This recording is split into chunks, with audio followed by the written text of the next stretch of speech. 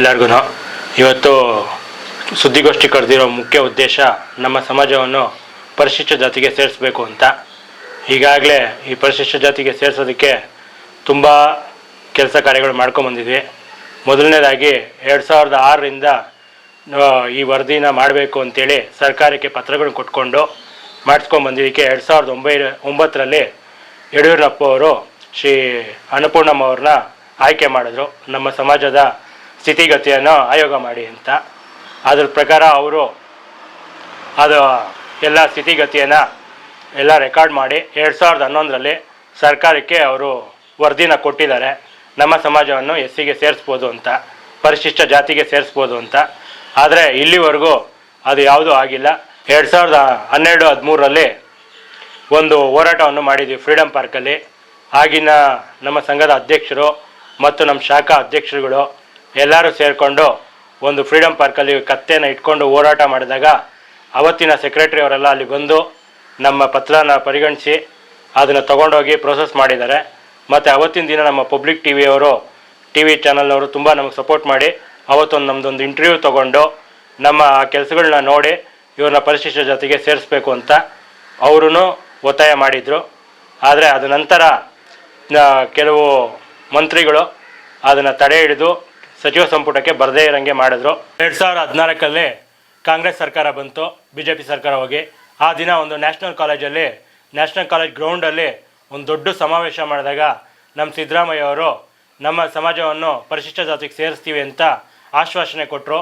ಆದರೆ ಅದು 2014ರಿಂದ 2017ವರೆಗೂ ಯಾವುದೇ ಕಾರ್ಯಗತ ಬರಲಿಲ್ಲ. 2017ರಲ್ಲಿ ನಮ್ಮ ಸಂಘದ ವತಿಯಿಂದ ಎಲ್ಲ ಮಿನಿಸ್ಟ್ರುಗಳಿಗೆ ಹಾಗೂ ಶಾಸಕರುಗಳಿಗೆ ಎಲ್ಲರಿಗೂ ಪತ್ರವನ್ನು ಕೊಡಬೇಕು ಅಂತೇಳಿ ಡಿಸೈಡ್ ಮಾಡಿ ಕಾನೂನು ರೀತಿಯಲ್ಲಿ ಅವ್ರಿಗೆ ಎಲ್ಲರಿಗೂ ಪತ್ರವನ್ನು ಕೊಟ್ವಿ. ಆದರೆ ಅದಕ್ಕೆ ಕೆಲವು ಪ್ರತಿಯುತ್ತರಗಳು ಬಂದಿದೆ. ಅವತ್ತಿಂದ ಅದು ಪ್ರೋಸೆಸ್ ಆಯಿತು. ಮತ್ತು 2020-21ರಲ್ಲಿ BJP ಸರ್ಕಾರ ಬಂತು. ಅವತ್ತಿನ ದಿನ ಈ ನಮ್ಮ ಸಮಾಜ ಕಲ್ಯಾಣ ಇಲಾಖೆಯಲ್ಲಿ ಕೋಟಾ ಶ್ರೀನಿವಾಸ್ ಅವರು ಇದ್ದರು. ಅವರು ನಿಮ್ಮ ಸಮಾಜವನ್ನು ಪರಿಶಿಷ್ಟ ಜಾತಿಗೆ ಸೇರಿಸಲು ನಂದು ಯಾವುದೇ ಆಕ್ಷೇಪಣೆ ಇಲ್ಲ ಅಂಥೇಳಿ ಪತ್ರವನ್ನು ಬರೆದು ಅದು ಸಚಿವ ಸಂಪುಟಕ್ಕೆ ಕಳಿಸಿದ್ರು. ಅವತ್ತು ಅದು ಪ್ರೋಸೆಸ್ ಆಗಿ ಅದು ಮುಂದಕ್ಕೆ ಹೋಯಿತು. ಬಟ್ ಆದರೆ ಅಲ್ಲಿ ಕಾರಣಾಂತರದಿಂದ ಮತ್ತೆ ಎಲೆಕ್ಷನ್ನು ಅದು ಇದು ಬಂದಿದ್ದು ಒತ್ತಾಯದಿಂದ ಅದು ಮತ್ತೆ ಮುಂದೂಡಲಾಯಿತು.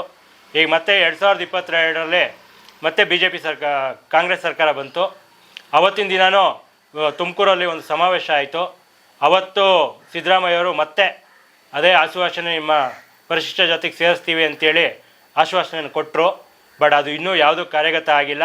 ಆದ್ದರಿಂದ ಈ ಸಲ ನಾವು ಮತ್ತೆ ಎಲ್ಲ ಶಾಸಕರು ಸಚಿವರನ್ನು ಖುದ್ದಾಗಿ ಭೇಟಿ ಮಾಡಿ ನಮ್ಮ ಸಮಾಜವನ್ನು ಪರಿಶಿಷ್ಟ ಜಾತಿಗೆ ಸೇರಿಸಬೇಕೆಂದು ಒತ್ತಾಯ ಮಾಡ್ತಾಯಿದ್ದೀವಿ. ಅದರಲ್ಲಿ ಈಗ 0.5% ಅಂದರೆ 50% ಅಷ್ಟು ಶಾಸಕರು ಸಚಿವರು ನಮಗೀಗಾಗಲೇ ನಿಮ್ಮನ್ನು ಪರಿಶಿಷ್ಟ ಜಾತಿಗೆ ಸೇರಿಸಲು ನಮಗೆ ಯಾವುದೇ ಆಕ್ಷೇಪಣೆ ಇಲ್ಲ ಎಂದು ಹೇಳಿ ನಮಗೆ ಪತ್ರವನ್ನು ಆಲ್ರೆಡಿ ಕೊಟ್ಟಿದ್ದಾರೆ. ನಾವು ಇದನ್ನು ಈಗ ಇನ್ನೂ ಉಳಿದ ಸಚಿವರು ಶಾಸಕರ ಹತ್ರನೂ ಪತ್ರಗಳನ್ನ ತಗೊಂಡು ಇನ್ನು ಸ್ವಲ್ಪ ದಿನದಲ್ಲಿ ಈಗ ಎಲ್ಲ ಕರ್ನಾಟಕದಲ್ಲಿರೋ ಎಲ್ಲರನ್ನೂ ಸೇರಿಸ್ಕೊಂಡು ಮತ್ತು ಈ ಪತ್ರದಲ್ಲಿ ಉತ್ತರ ಕರ್ನಾಟಕದ ಮಡಿವಾಳ ಸಮಾಜದವರು ಸೇರಿಸ್ಕೊಂಡು ಇದನ್ನು ಮಾಡ್ತಾಯಿದ್ವಿ. ಅವರು ಇದನ್ನೆಲ್ಲ ತೊಗೊಳ್ತಾ ಇದ್ದಾರೆ ಪತ್ರಗಳನ್ನ. ಈಗ ಮುಂದಿನ ದಿನದಲ್ಲಿ ಇದನ್ನು ನಾವೆಲ್ಲ ತೊಗೊಂಡಾದಮೇಲೆ ಸರ್ಕಾರಕ್ಕೆ ಒತ್ತಾಯ ಮಾಡ್ತೀವಿ. ಆಗಲೂ ಇವರು ಯಾರೂ ಇದನ್ನು ಕಾರ್ಯಗತಕ್ಕೆ ತರಲಿಲ್ಲ ಅಂದರೆ ನಮ್ಮ ಕರ್ನಾಟಕ ರಾಜ್ಯ ಮಡಿವಾಳ ಕ್ಷೇಮ ಸಂಘದ ವತಿಯಿಂದ ಉಗ್ರ ಹೋರಾಟವನ್ನು ಮಾಡಬೇಕು ಅಂತ ನಾವೆಲ್ಲ ಕರ್ನಾಟಕ ರಾಜ್ಯ ಅಂತ ಸಿದ್ಧವಾಗಿದ್ದೀವಿ.